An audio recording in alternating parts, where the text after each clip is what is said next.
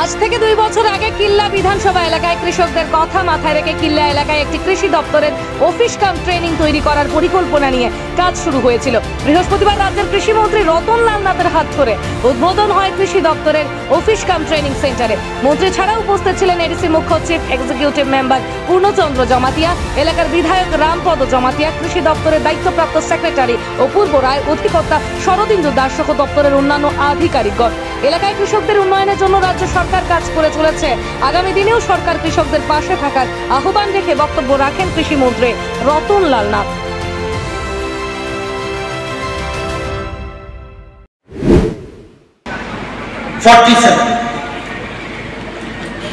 এই 47 কৃষি মহকুমার মধ্যে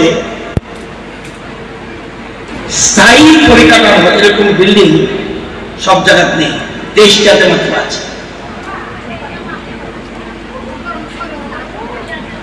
বর্তমান কৃষি দপ্তর পর্যায়ক্রমে